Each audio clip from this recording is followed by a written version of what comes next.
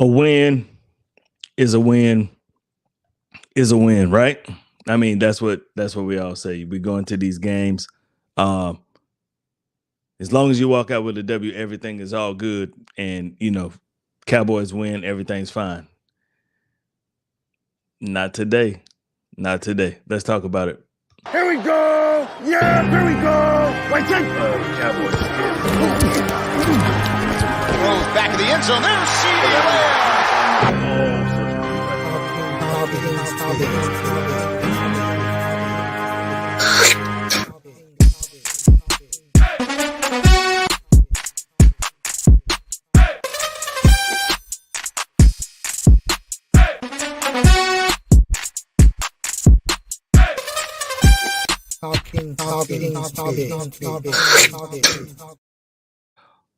What's going on, everybody? Cowboy C3.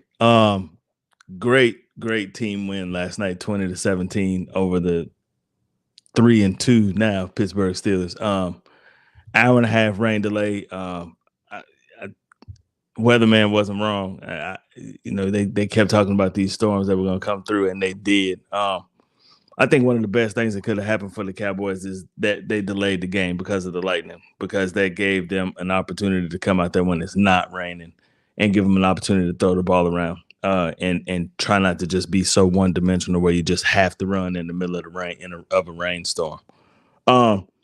Worked out perfect, 20-17. Didn't start out that great, especially in the first half. Could have had a couple of points. Had a miscommunication on a pass, and we also had a fumble down in the red zone. Talk about both of those plays a little bit, especially like the aftermath of the interception, right? So the second down close to, I think we're like on the 12-yard line, and Dak dropped back the pass. Terrence Steele, and it's the same. It's TJ Watt's like signature move where he comes in, puts his hands out, kind of ducks down underneath your hands, and does just swims and gets to the quarterback. He did it to perfection, almost where Terrence Steele didn't even touch him, and applied the pressure on Dak. Dak was kind of standing in the pocket. He's looking, trying to wait for the play to develop, because I don't understand why we run these slow developing plays down in the red zone. But I mean, it worked at the end of the game. But Watt came in, made a hit, forced a fumble. They recovered it. Got no points out of that one. Got a blocked field goal. The Pittsburgh is very, very good at blocking kicks. They're like the Virginia Tech of the NFL. They're just good at blocking kicks. And you have to be cognizant of that, especially during your special teams workouts, before the game starts. But in the midst of that, you only gave up 3 points, and you still were up 60. The interception. So the interception looked like CD. CD was expecting the ball to go to the back pylon. Dak threw it to the front pylon. Ended up being an easy interception. So they go to the sideline. The camera zooms in on CD Lamb, and CD Lamb says something. Of course, you can't hear it, and Dak doesn't really respond to it. But it doesn't show like after that, like as soon as they went out before the next drive, Dak went right over to CD and kind of patted him on the back, and they kind of talked and they ran out on the field. They'll never show that. The announcers even said, well, I'll let you read the lips yourself, and everybody was saying subpar. He was saying subpar throw, blah, blah, this and blah, blah, that. Man, if you read his lips, he clearly says jump balls 4. Jump ball 4. Jump balls. I got you. That's what he said. And everybody trying to make it out to be something that it's not, man. It's just crazy, but it's going to be like that. Like they're trying to make this Dak and CD riff. And as long as the team doesn't buy into it, as long as CD and Dak don't buy into it, everything is all good. But, it's going to happen. You have two highly, highly, highly competitive individuals. And, one wants to spread the ball around the field and one wants the ball. And you have to be – it's okay when your star player wants the ball every play, but he has to understand that, sometimes he's going to be the decoy. And he did an excellent job of that, especially going through the third quarter. He was taking the coverage. They kept rolling the safety over his head to kind of take anything that he was doing away. And corner's playing aggressive because he knows he has help over his head, because if he gets beat deep, there's a safety standing right there. So Jalen Tolbert showed up, and I was so happy to see it. Thought Ryan Florida would get an opportunity, and he was out on the field. I mean, he made some plays. He didn't make any plays, but he was out on the field helping block in the run game, and was open a couple of times. But Jalen Tolbert, man, 10 targets, like 8 catches. We'll go over the stats here in a minute. Just a phenomenal ball game. My play of the game has to be Rico Dowdle, though. It has to be. Actually, it has to be the offensive line for everything that they did bad. And we'll talk about that in a little bit in a second. And it'll kind of lead up into what it says in my description, because I was a little bit upset today, just kind of listening to media outlets and stuff. But, I guess you kind of become accustomed to it, especially when it has to do with the Cowboys. But sometimes it gets real old. The Cowboys did something that I didn't think that they were capable of doing, especially not against a defense like the Pittsburgh Steelers. I did not think that they were capable of running the football, and they came out and established a running game and established it pretty early. Rico found some holes, hit some holes, ran aggressive, right? And it opened everything up for the offense later on in the game. In the first half, really, Dak was off. He wasn't really off. He was off in the red zone. Like it seemed like he was kind of hesitant to make some throws. And there's some guys that he can probably throw to in the future. Like as many people that don't like Brevin Spann Ford. I mean, if John Stevens isn't going to be healthy, right? Or because he was a scratch for yesterday's game. If Brevin Spann Ford, he's 6'8". Just throw him the ball. Just throw it up. And he made some catches yesterday. He made some pretty timely catches when they needed some plays, and he looked pretty good doing it. Schoonmaker, again, like he was in there a couple of times, especially on running plays. He's in there to block, and he didn't do a bad job, especially in the run game. But I think he caught a pass. He's just not that talented of a tight end. At least not yet. And maybe he just needs, when he did have the opportunity earlier in the season, he didn't play bad at it. He did pretty good. But with Ferguson in the game, that's Dax. That's one of Dak's favorite targets. So let's go on with the stats. So we'll go with the Steelers first. Justin Fields ends the game 15-27 for 131 yards and 2 touchdowns. Najee Harris, 14 carries, 42 yards. Justin Fields had 6 carries for 27 yards. Cowboys did a good job stopping the run again. And the leading receiver was actually Najee Harris, 2 catches for 35 yards. Van Jefferson, George Pickens had 3 catches apiece for 26 yards. They both had the same exact total. And Connor Hayward and Pat Freiermuth had Hayward had 2 catches for 23 yards and a touchdown, and Freiermuth had 3 catches for 22 yards and a touchdown. Minkah Fitzpatrick was the leading tackle, 10 total tackles. TJ Watt was right behind him with 8 total tackles and 1.5 sacks. And then Patrick Queen and Peyton Wilson had 9 tackles apiece. I really like the way Peyton Wilson plays. He's very, very aggressive. And, I thought the Cowboys would have opportunity to get him, but I think he got drafted right before the Cowboys picked. And they ended up getting Cooper Beebe anyway. So, fair is fair. Dak ends the game 29-42 for 352, 2 touchdowns and 2 interceptions. Talked about the first pick. The second pick, a lot of people upset with it, said it was a bonehead play. When he threw the pass, the first thing that I thought in my head was, wow, the Cowboys took a deep shot with somebody other than CeeDee Lamb. That's crazy. So the playbook was open last night, and it was kind of refreshing to see. So first person that goes down is Nealon, defensive end, Marshawn Nealon. That looked kind of scary because there wasn't very much contact. And I kind of said it earlier. Well, I said it last night when I did the short for the game, after the game. Anytime there's a cart involved, that's not a good situation. And if it has to do with a knee and a cart, it's really not a good situation. So Mike McCarthy said today that in his press conference that we'll see what happens. We'll see how it goes with Marshawn Kneeland, which means that they're going to get some MRIs and some other tests done and probably do some second opinions. But I'm hoping that he's not out for a while. But the way he fell and the way he grabbed his knee, the way he walked off the field with very little weight, and then when he came out of the blue tent, he went directly to the cart with no weight on the knee and rode back into the locker room. It's not a good sign.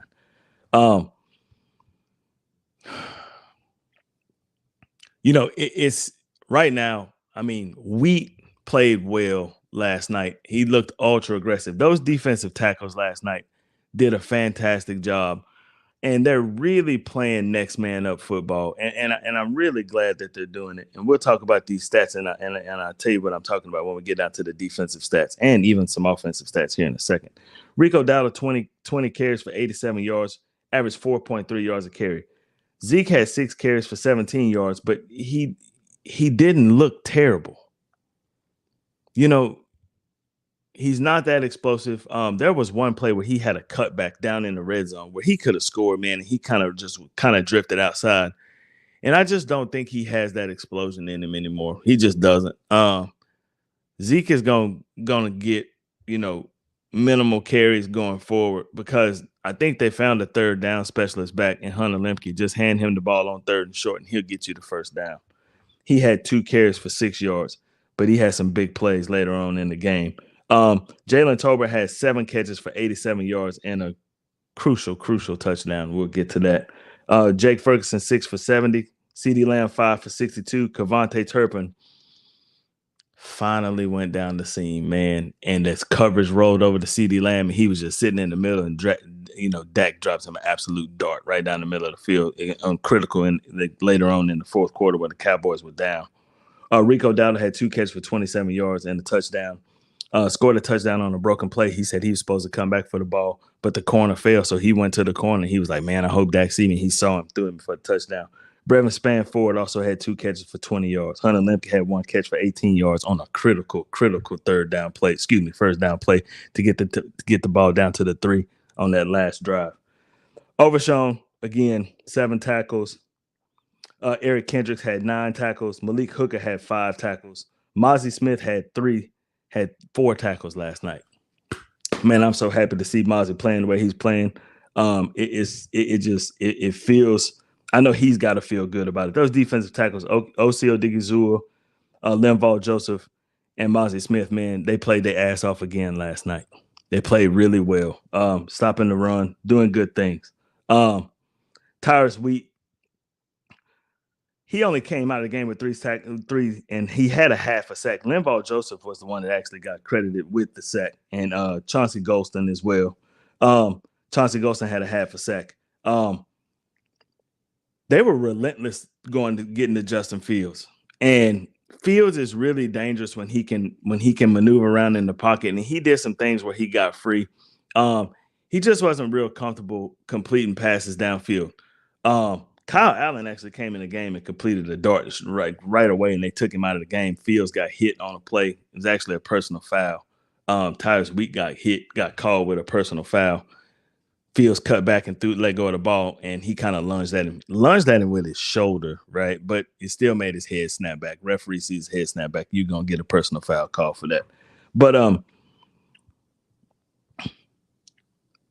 the way the defensive line played, and you can call me crazy, you can call me what you want to, but it seems like they play more disciplined football, knowing that your superstars are on the outside and they can't make up for your mistakes, right? So with DeMarcus Lawrence being out and Micah Parsons being out, Golston and Wheat are coming into the football game, and and Kneeland, it was your 3rd defensive end, but he obviously is going to be hurt, and they're going to have to figure out some things, especially if he's going to be out for an extended amount of time, which I have a feeling that he is.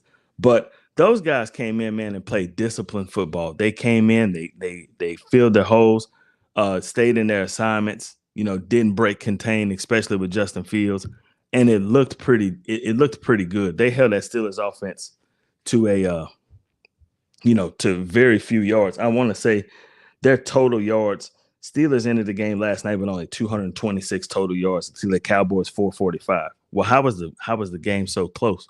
Well, Dak played. He played really, really bad for 3 quarters. He did. He played bad. He didn't do very well reading the defense once he gets down into the red zone. From 20 to 20, he was pretty good all night.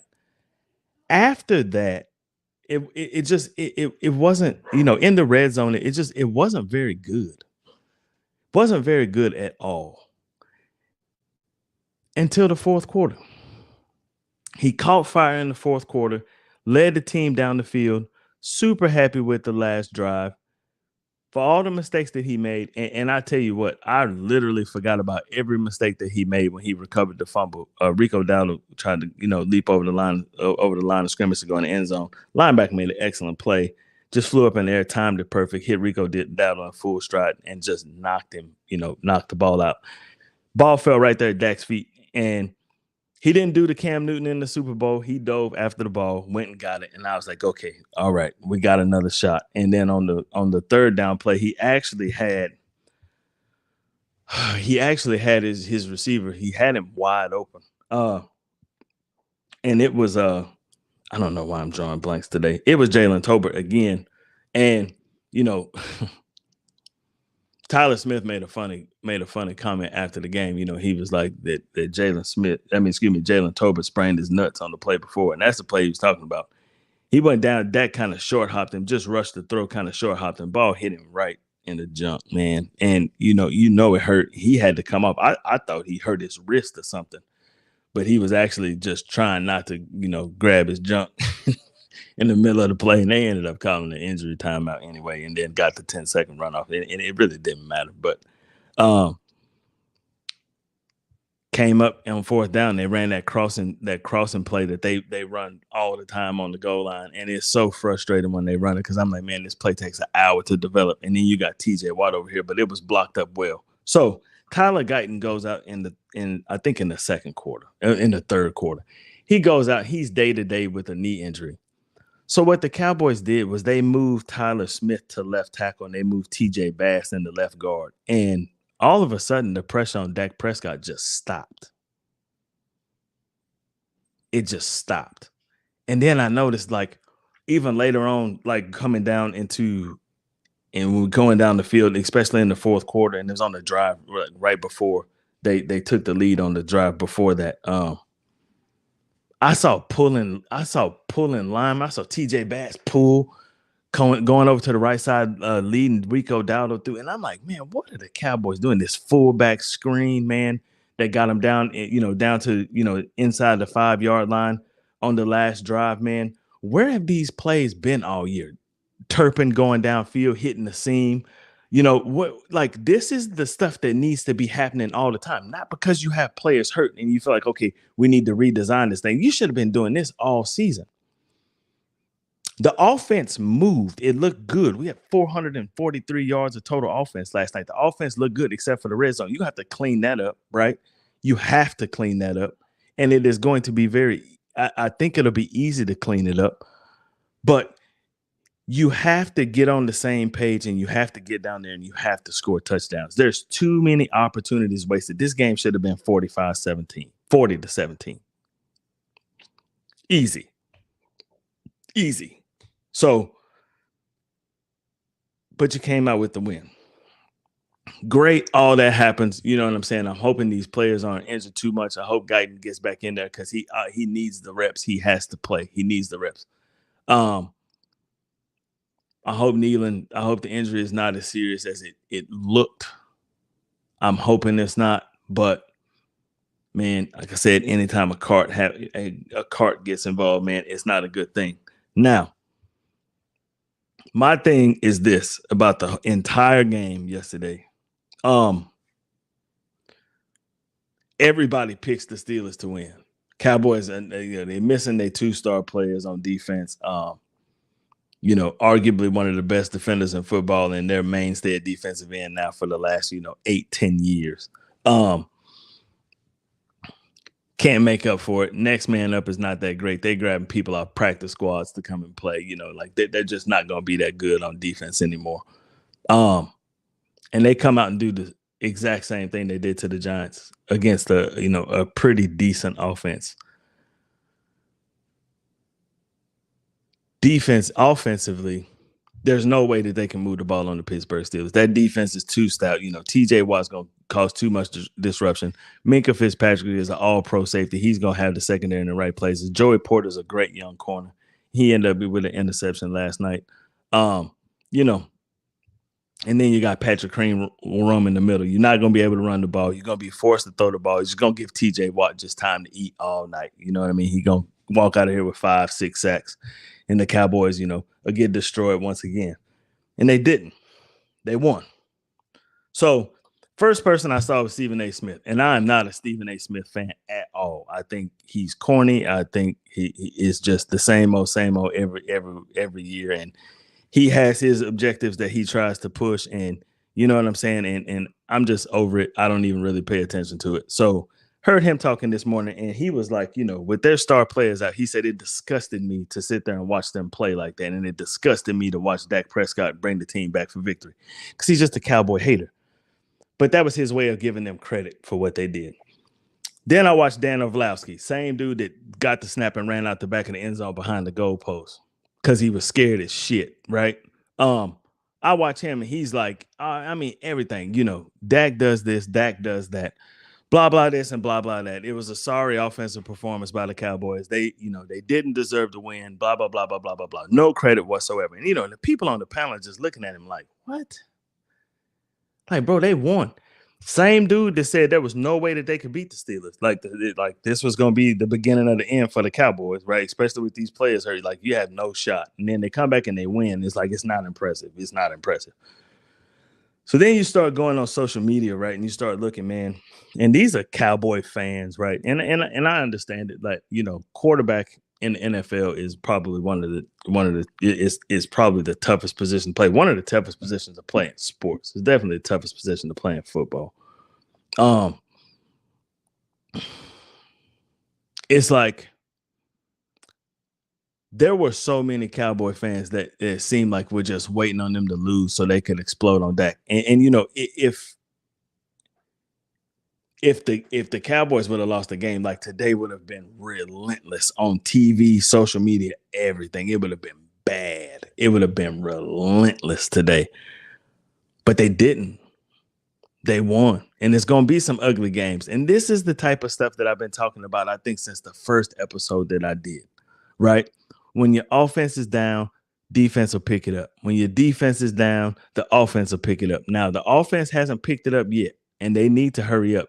But it's hard for them to pick it up. They just established a running game last night. That was the first game that they really had an actual running game. And you're still dealing with one receiver. And I'm hoping this Jalen Tolbert thing that happened last night, I'm hoping that this is a regular thing. Because to be honest with you, he caught more passes last night than Brandon Cooks caught all season. And that's just being honest. Hell, I think Turpin caught 4 passes. That's just as many as Brandon Cooks has caught all season. So if you're going to come in and legitimately take the number 2 job, and you got drafted in the 3rd round, talking about Jalen Tolbert, you got drafted in the 3rd round, then let's do it. Let's go. I'm cool with it. Him and Dak worked a lot in the offseason, and it's starting to show. And as long as they're going to roll coverage over on CeeDee Lamb, then that's going to leave somebody wide open. And Jalen Tolbert's going to play the way he played last night. He's just going to be – there was plays like 43-yard pass down the left sideline where he was just wide open, where the coverage just – everybody rolled over to stop CeeDee Lamb. If they're going to keep doing that, then fine. That's cool. What's going to eventually happen is they're going to have to stop double covering CeeDee Lamb, and that's when he's really, really, really going to get to eat, right? But until they do that on a consistent basis, right, you're going to continue to get these rollovers, and you're going to continue to have receivers that are going to be open. All you have to do is beat your one-on-one and get some separation, right? I think a couple episodes ago we talked about separation. And, I know they run some horrendous route combinations, but last night it looked pretty good. Like, where the hell has this been all season? Keep doing this. This is the type of offense that you need to play, except for when you get in the red zone, you need to score, right? And I'm not against. Like, I know Rico Dowdle played an excellent game, and I know they wanted to get him a touchdown to win the game, but I still think you should put Zeke in at that moment from the 2-yard line. That's Zeke's territory. hell, he can't cut no more. He don't have he don't I think he still has the vision. He see where he needs to go. He just can't get there anymore. But one thing he can do is he can give you 2 yards in a cloud of dust and he will fall forward. He'll do that. So if you're not going to use him in those situations though, you know what I'm saying? Like what's he here for? What's he here for?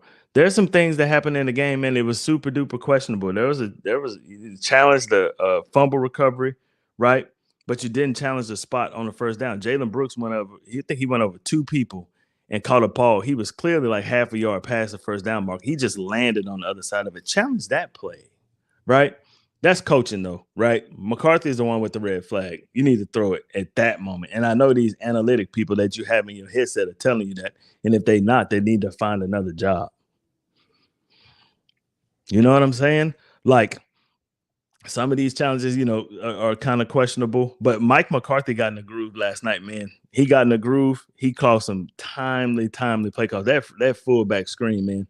That's the best play call he done had I think since he been in Dallas. That was like, I mean, it was timely, and it was great, right? And it almost worked too good because you really wanted to run some clock off, but Lemke almost scored on it. Great job. I mean, great job. Great win. Way to overcome adversity. Way to overcome the elements. Way to overcome everything last night. Quarterback played like shit for 3 quarters, but he came back in the 4th quarter when you needed him, right? That's what you're paying for. You pay him like, hey, you make some mistakes, you better overcome them, and he did. Hats off to him.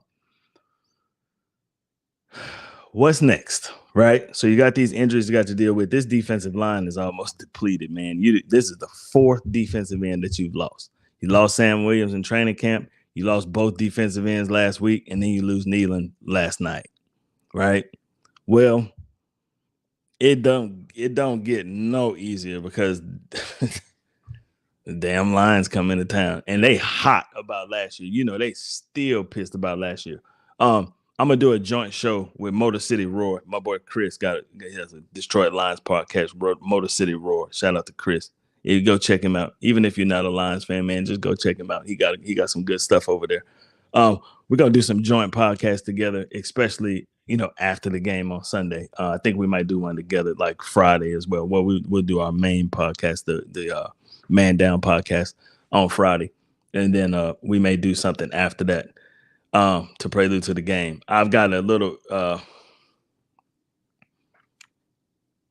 event that I'm going to on Saturday, so I won't be doing the pregame on Saturday. I'll probably do it. Matter of fact, I'll probably do it Sunday right before the game and then go live right after the game.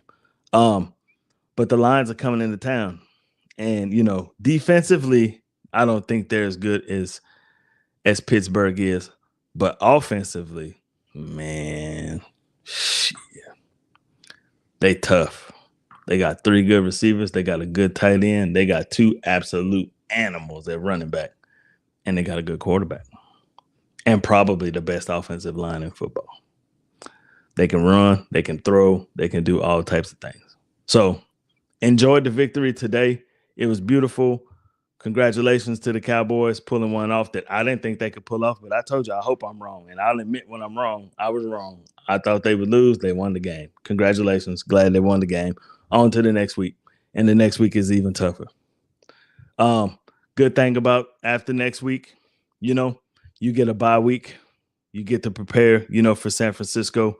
And San Francisco haven't looked that hot in the last couple of weeks. And I hope they continue that trend. I really do.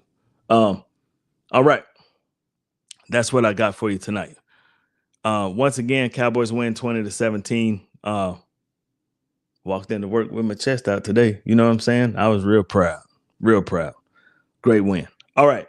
Wednesday, we'll do a little, team comparison, see where the Lions stand, what they do well, what they don't do well. Try to do the pregame either Saturday night, kind of later Saturday night, or do it, Sunday morning before the game. And then after the game, we'll team up with Motor City Roar, and either he going to talk shit to me or I'm going to talk shit to him, because somebody got to win, and they going to end in a tie. But anyway, all right, you guys, Cowboys C3, man, it's been great. Once again, Cowboys win 2017. Yeah, man. Showed out in the Steel City. All right. You guys have a great one. I'll see you on Wednesday. Peace.